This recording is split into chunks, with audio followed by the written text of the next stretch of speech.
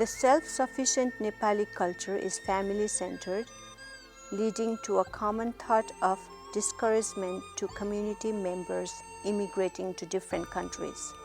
In the past, more people came to Nepal than Nepali people went away from their home.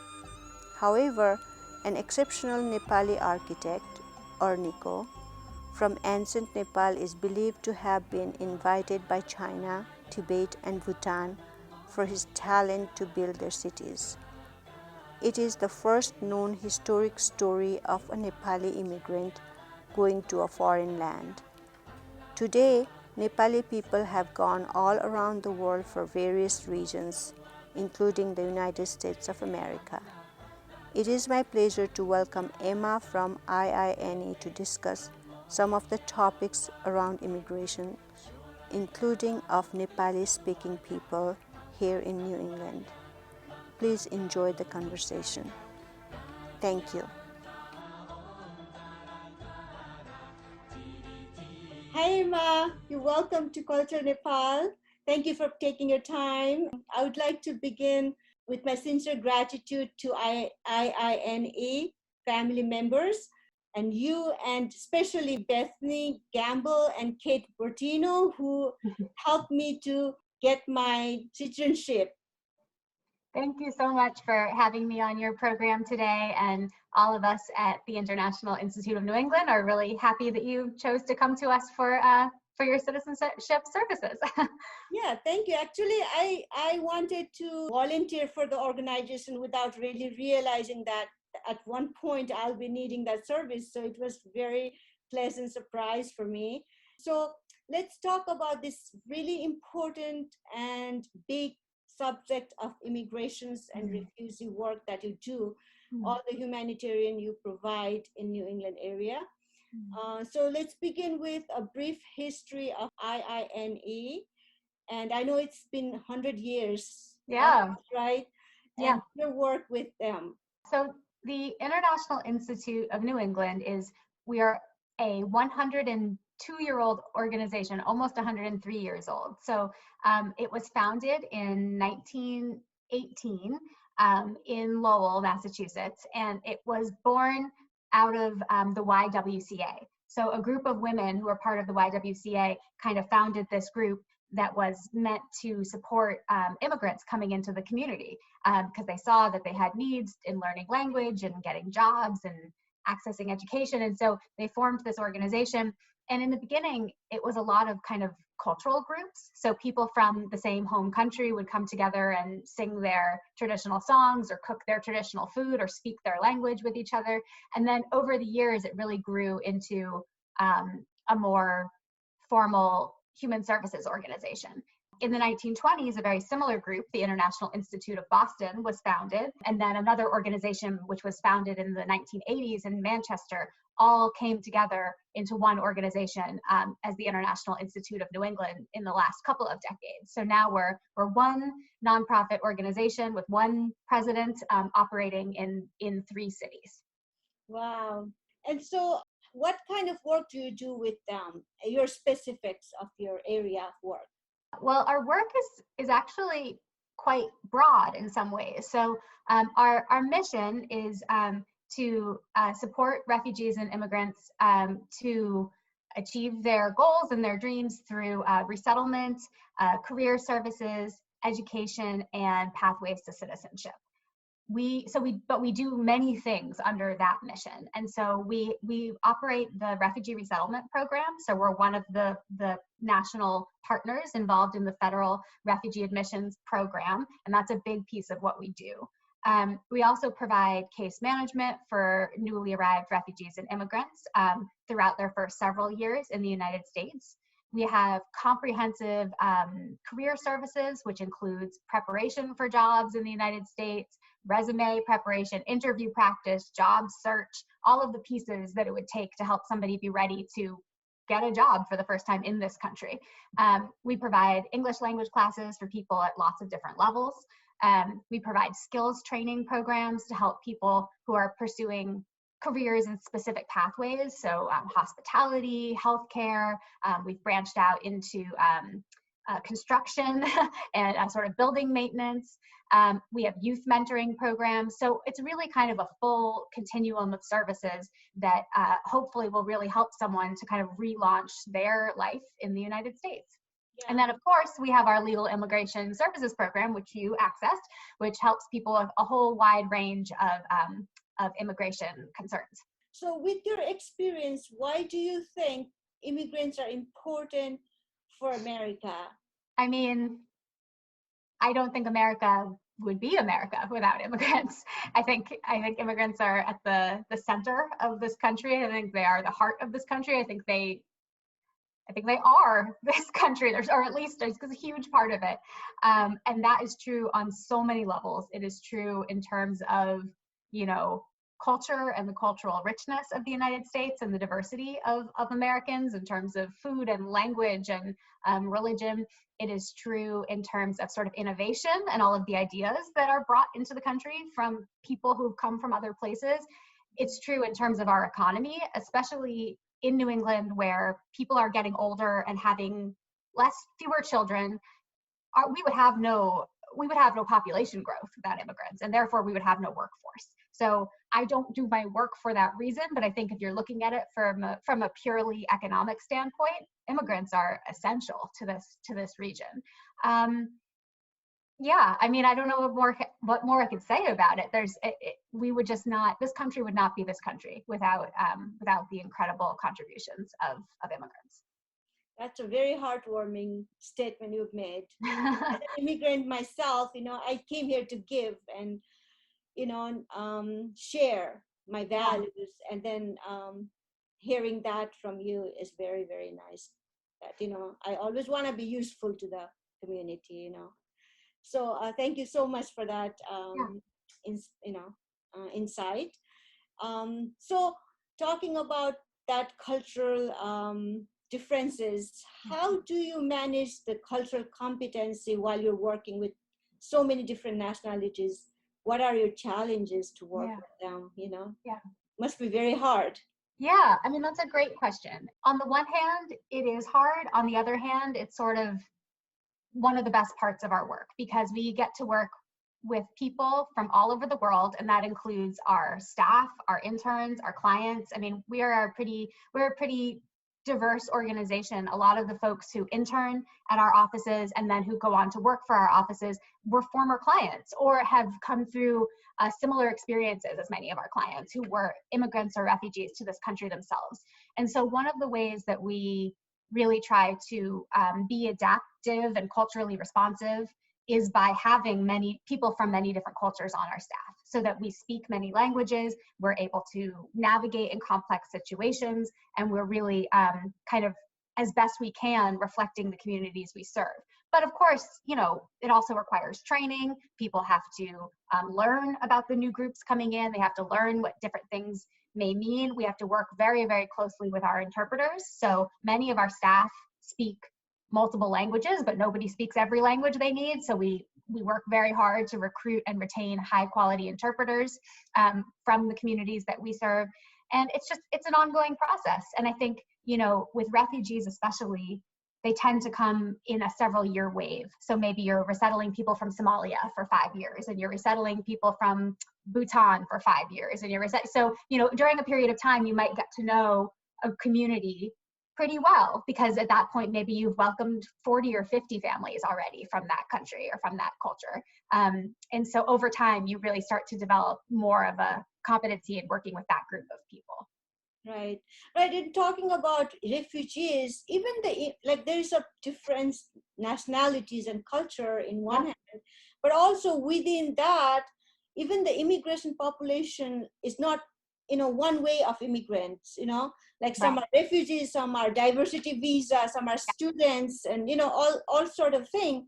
So the navigating them must be so, so different, Yeah, it is. Yeah. So, and then talking about this type of immigrants, how do you, how does this, for example, refugees issue starts for you, for this organization particularly?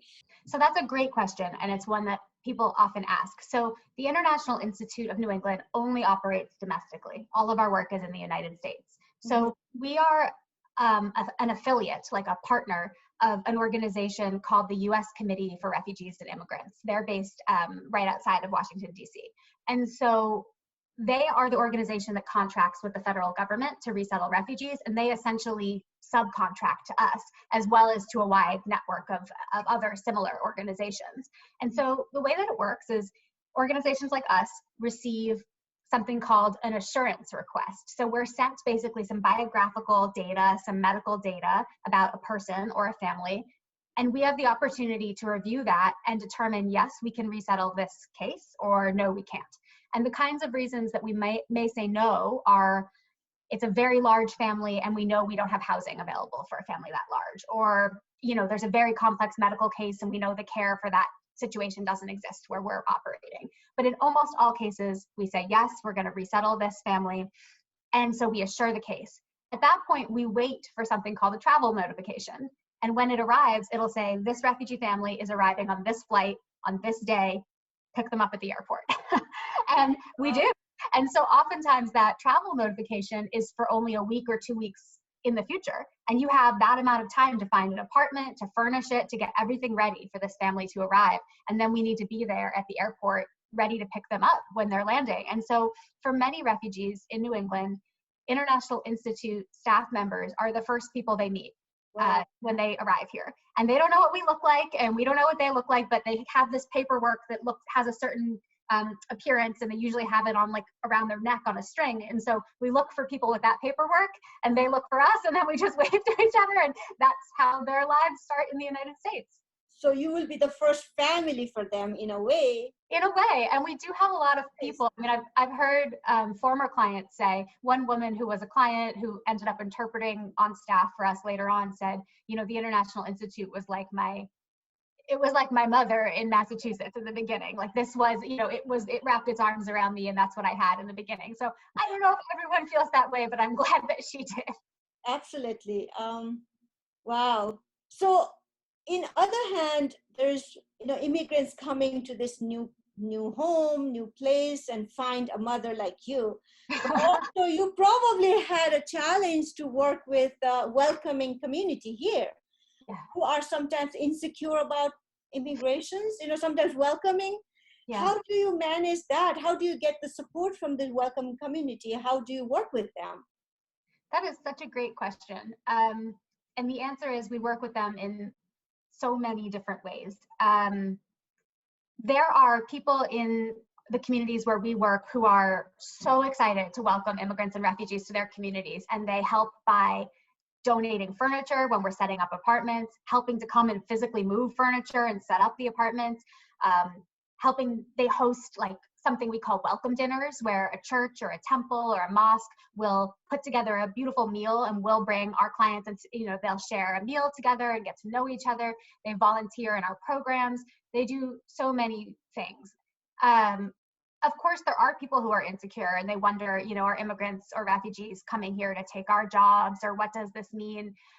Every now and then we have people reach out and sort of ask critical questions or want to sort of poke at the work we're doing and try to pick it apart.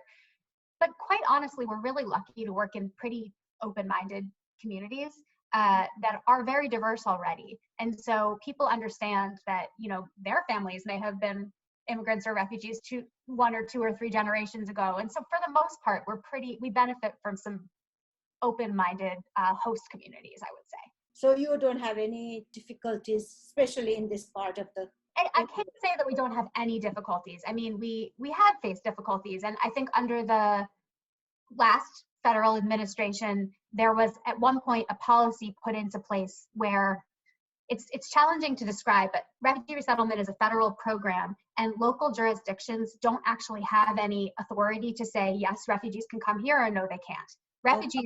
Refugees enter the country at the will of the federal government, and they can go anywhere.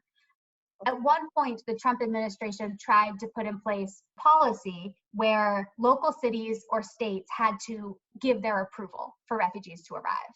And that was challenging because we had to go in front of, the local governments of the communities where we work and basically make a case for refugee resettlement.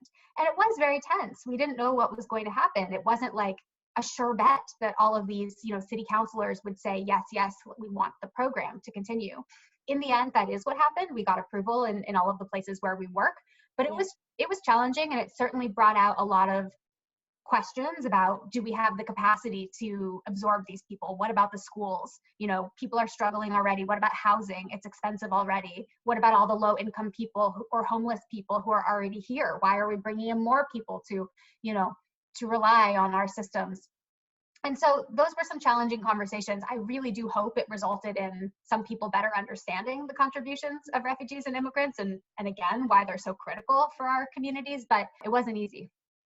Right. So while those questions are valid to me, just like immigrants has a challenges, I'm sure people here also want to be secure and want to have a job and want to have a home. And I as much as I agree with that, can you also tell us in your experience, why is it important to address these immigrants issues in America besides the issues of non-immigrant? How can we work it together to help each other out rather than feel that we're against each other?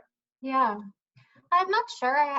I'm not sure if I have a good answer to that question, but I know that when it's working, what it leads to is a much stronger community and a much stronger country. If I look at, I don't know, examples of community colleges that the International Institute works with, and you've got students born in the United States studying alongside students who came from other countries, with faculty and staff born in the United States and faculty and staff born in other countries. Everybody's collaborating, everybody's learning from each other. That's an incredible accomplishment in my mind, and it's also a better outcome for that college than if somehow immigrants and refugees were excluded.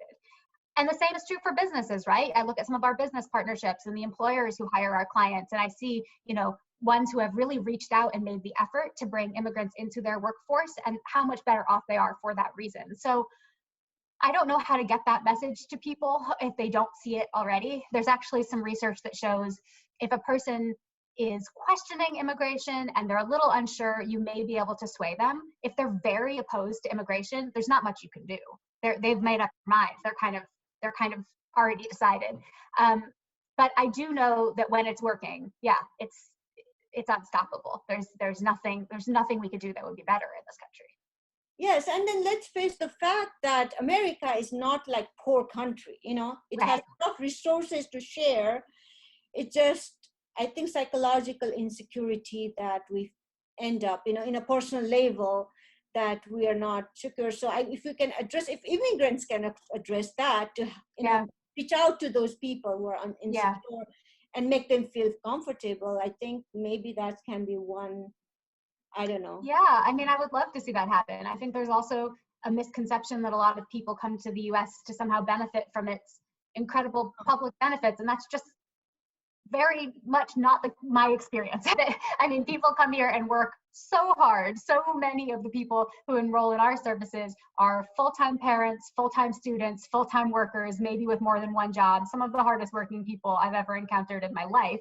And the idea that they've come here to be a drain on the system is just laughable. So I don't know how to get people to see that. But to me, there's no question. People come here to work really hard. Right. Absolutely. Like, as an immigrant, again, I saw that, and I think it's partly because they don't understand the culture or like I came out of respect here, and then I think that's where I started my Cultural Nepal program, because they have no clue where I come from, my value system, what I'm doing. So, things like that. I think I'm very grateful to ActonTV for that matter, because I did not know about that until, I went through my ups and downs of life. Yeah. But, through that, I learned that there is a great opportunity here for somebody like me to educate people here, just like I need to get educated, sometimes. But also look at how lucky we are that you're here, right? You're putting on this program, and you've been doing it since 2016, and people get to learn, about the Nepali community. They get to learn from your guests and from you, and from the different conversations you host, and that's a perfect example of let's say you hadn't been able to immigrate here, you hadn't been able to become a US citizen here, you wouldn't be here to do this. Right. So we're just all better off for it. Yeah. And then that way I can also bring my good message of America, because people, in other country also, they see this huge giant country imposing on you. They Right. will say how hard you guys are working for us, Mm. And so that way I can also vouch for the America. And then, my interest is the health of America too, just like, health of my home country. Right. So it's a really, I feel very lucky to be here. And thank you for all the work that to make me feel like at home also. So now let's go to talking about this refugee and immigrants. I'm also, because of my background in Nepal, I'm interested to know your experience with Nepali speaking community. When I say Nepali speaking community, there are Nepali from Bhutan, Burma, there are Tibetans who has struggled through their land, came to Nepal to get their life, straightened. And so, like, what is your experience with Nepali community? How is IINE has involved? Actually, maybe before I answer how IINE has been involved, I will speak to that, but I'd also just like to say personally, I used to live in Nepal. So I've worked for a few different organizations doing sort of community development and public health work, anti-human trafficking work. And so I have a lot of experience with Tibetan refugees, but also with Nepalis, with other ethnic minority folks in the surrounding Kathmandu. And so that was a lot of my work before I started really engaging with US-based refugee work. And so that's actually how I got into this work, because I was doing programs overseas with Tibetan refugees and with sort of marginalized Nepali and North Indian communities. And I thought, I really want to continue this work for my whole life, but I also want to be close to my own family. I want to live in my own country eventually. And how am I going to do this? And that's how I found refugee services. So I love your country. Thank you so much. Yeah. So we can talk about that. A little bit about your experience in Nepal, but again, get back to that. I'm kind of, like warming up now. So, so I, when I came here, Nepal was in the brink of big changes, which I didn't experience. So in my mind, that Nepal that I was is old Nepal, and then when I go back, I don't see that. And for me, it's a disappointment. But for you, I don't know when you left, but let's start with the Bhutanese refugees here. So Bhutanese refugees are not really arriving in the US anymore, but there was a pretty big wave of Bhutanese refugees who were arriving kind of early in my career of working with refugees in the United States. And so I used to work in Manchester, New Hampshire, where there's a big Bhutanese community. And then there's a smaller Bhutanese community in Lowell, Massachusetts, where we have another office. And for a period of time, we had Nepali speakers on staff as interpreters. I don't know if we ever had a Nepali speaking case worker. We may have at one point, but they were sort of one of the largest groups we were resettling for a period of time, Bhutanese refugees. I know that we've also had folks from Myanmar who did speak some Nepali because of the group that they were from. It might not have been their primary language, but we've worked with those folks too. I don't know what more I can say about it. There was, at one point, there was sort of a community, a Bhutanese refugee community group that had been formed in Lowell that we would, reach out to and make sure we were communicating with all the time. In Manchester, New Hampshire, the Bhutanese community group has really kind of solidified and become very formal. They're their own nonprofit organization now who we, collaborate with on things. And so, Nepali-speaking refugees have been a huge part of our work in the last decade and are a big part of the communities where we work. Right, and not anymore. They're still there, but they're just not arriving anymore. So I think I can't remember when the very last families came. It's probably been maybe within the last year we had a family, but I mean those camps in Kathmandu and surrounding have really they've ceased resettlement because it reached a point where you had to be registered with the United Nations as a refugee and kind of prepared to resettle, or it was being cut off. And so right at the end, some of the families that were coming were folks who hadn't necessarily planned to resettle, or maybe were experiencing a lot of challenges within Nepal and weren't sure they were going to resettle. But at this point, I think it's completely finished. Right.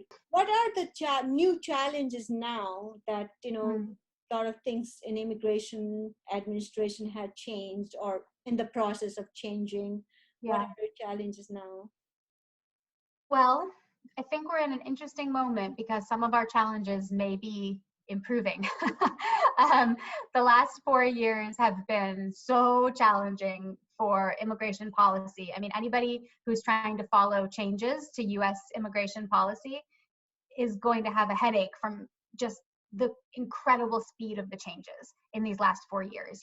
All of the different pathways to entering this country or remaining in this country legally have been systematically getting shut down, right?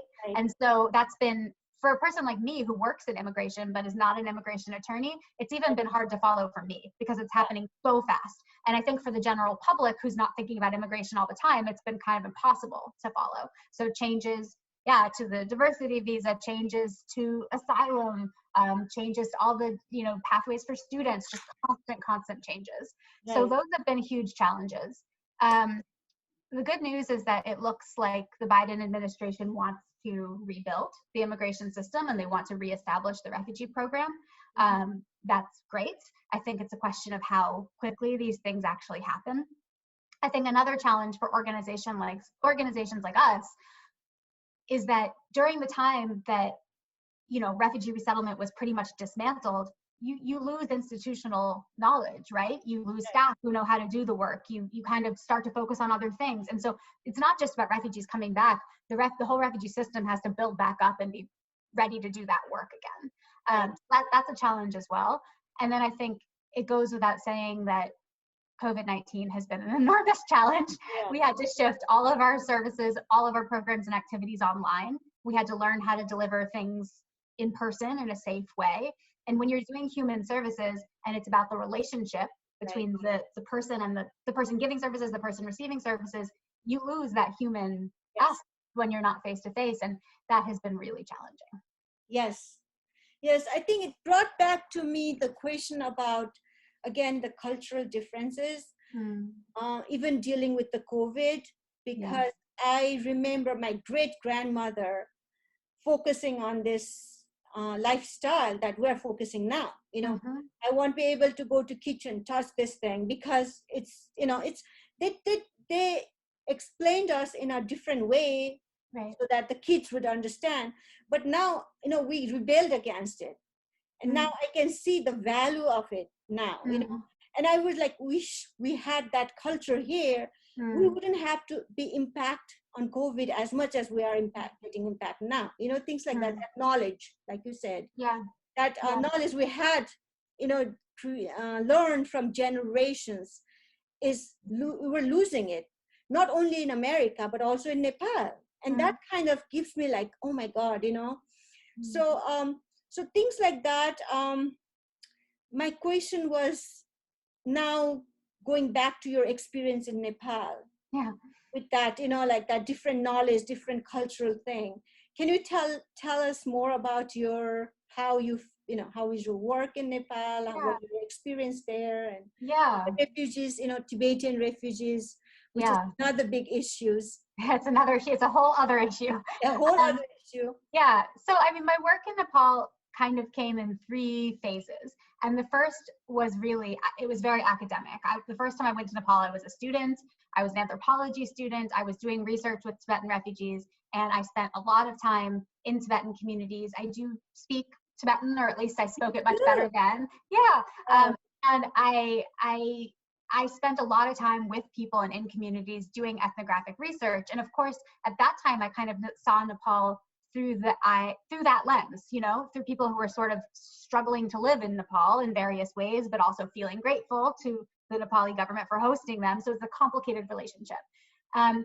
I then had a period of time where I worked for study abroad programs. So I brought groups of students to Nepal.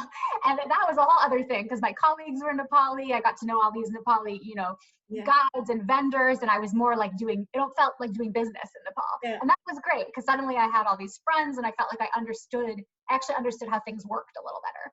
finally I got into a job that was what I really wanted to be doing, which was working for an international NGO, which was called World Education Inc. They have a big office and they've been there for many years in Kathmandu. And I got to be engaged in formal and non-formal education programs all over the country. So a lot of my work was sort of remote, technical support and project management and finance, but I did get to travel to different projects in the field periodically, and it was just incredible. My colleagues were incredible, the work was incredible, and Nepal is the most fascinating place. just the number of languages and cultures and issues and trying to get your head around the politics. You could never fully, as an outsider, I think, never fully understand Nepal, but I was fascinated all the time. Yeah. I mean, I tease my friends, and that's what I also feel, that I have a connection with America, is Nepal should be old America, old-fashioned America. It's crazy, diverse. Yeah. I thought that I came to America with the expectation that there is a freedom and, like humanity and equality, all that thing. And then now I'm confused here. And I felt that I had that back home. You know what I'm saying? Yeah, that's interesting. Now, so it's kind of, that's how I felt. So knowing that, because when I came to America, there was very few Nepali people here. Yeah. Traditionally, I don't know if you felt that or not, but when I was growing up at my generation, up until my generation, I should say, people didn't want it to leave home. They just like, it's not even encouraged, and especially the girls never, and so I kind of rebelled against my family and society. So I was one of the very few who started the trend of coming to America. And when I came here, there was not very many Nepali people, and it's a long story. To make long story short, so now I know more about immigrations, and I have been an immigrant now. And like, kind of, I was like, I never felt that way, but it's a reality of my life. I'm kind of wondering about the because then diversity visa came into play that I was not aware of. So my question is, like, what's the difference between diversity visa and like this refugees? And those are the two big things that I know, that it's easy way of becoming a citizen. I don't know all other way. I think there are various paths to immigration and citizenship, but refugee and diversity visa, refugee is a sad side of it, whereas diversity is very welcoming and warm and very collaborative and respectful to me. So what are those two different, like, how do you feel the difference? I will start by saying that I am not a legal expert, and I can't really speak about legally how those things are different very well. But I know that the diversity visa has been a really important pathway for people coming from lots of countries around the world, including Nepal. And, it's interesting because when I talk to people who have received a diversity visa, I feel like I almost always hear the same story, almost always. And I'm not sure why, but what I mostly hear is, I applied for this thing. I never thought I would get it. When I got it, I thought it must be a joke. There's no way I believed I was actually getting this thing. And then I have it now, and it came to the United States, and now my whole life is here. It's almost like this shocking thing that occurred in a person's life. I don't know if that resonates with you, but I hear that story again and again. Whereas, like you said, when a person comes as a refugee, because they don't have an option to live somewhere else, right? I mean, refugees are, the United Nations considers there to be various durable solutions for refugees. They say the first and best solution is they can repatriate. They can go back to their home country. That's what they would like to see. That's what we wish. I know that lot of sad stories of Bhutanese refugees. There's suicidal, a lot high rate of suicide. United States, highest rate. I think deep down their heart is they want to go back to their own home. Right. I know. I can resonate that as a Nepali people, because they're very attached with the family and their land, and they're very loyal and faithful to wherever they live. Yes, and I think that's what I was kind of referring to earlier when I said there were people still in the camps that weren't sure they were resettling from Nepal. I think in my experience, I have met more Bhutanese refugees who were uncertain about coming to the United States than I have refugees from other communities. Right. I think that there was a strong desire to go back, and for some people that really, resettlement really didn't feel like a solution. Right. Whereas I think for some other refugee groups, repatriating, going back is just, it's not, it either doesn't feel like an option, so they're not even trying, or it just hasn't been the goal. It just feels impossible. And so in those cases, the United Nations would say, well, the next best option is local integration. So let's say, you know, the Nepali government says, oh, you can all have citizenship of Nepal. You can all live here forever. We know that doesn't happen very often in most countries, right? If there's an influx of refugees, that initial host country is not likely to give all of those people citizenship and host them long term, because oftentimes refugees are fleeing to countries that themselves are struggling. And so that's challenging. And so then resettlement comes as a sort of final option. And so for refugees who are resettling to the United States, they have just, it's not to say that people who receive the diversity visa haven't also been through so much, but I think it's pretty safe to say that refugees, by the time they resettle in the US, have been through lots of trials and tribulations, and they're, you know, this is kind of not the end of a journey, but it's another step in a really long journey. Yes. So the refugee has more challenge, in other words, than the... I mean, I don't think I can say that on a person by person level, because I'm sure lots of people have received diversity visas who've had all kinds of challenges. But I think if you're someone who, you know, sort of has the, you know, the skills and the capacity to navigate the system and apply for a diversity visa and receive one, you may have faced less struggles than a person who has found themselves in the refugee program. But I don't know, maybe that's not true. That's kind of just my... I think it's like you said, it's person to person, it's very individual too. But definitely what I can say is refugee or not refugee, as a Nepali origin, you know, that I can say that there's a huge difference in system, you know, like between Nepali culture, and I think the cultural background and understanding and the way of lifestyle is so different that anybody from Nepal is really difficult to adjust, you know.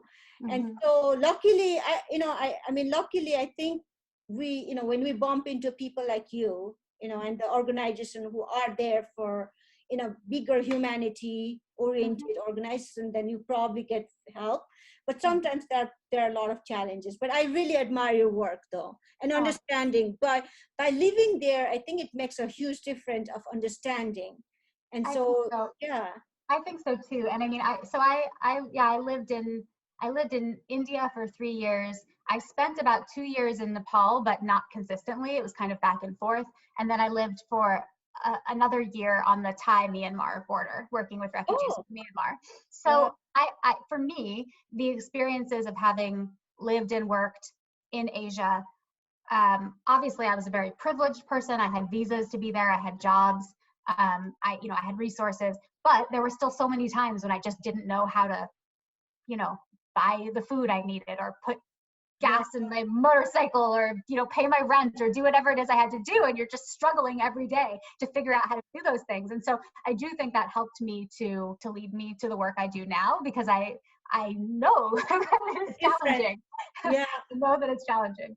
Yeah, it's very, very challenging. And, you know, even for me, I'm one of the luckiest that I didn't have to go through all this hassle, but still it has been very challenging. And I'm like, if something like this happened to me, and if I do this way, I feel this way, what about the others, you know? Right.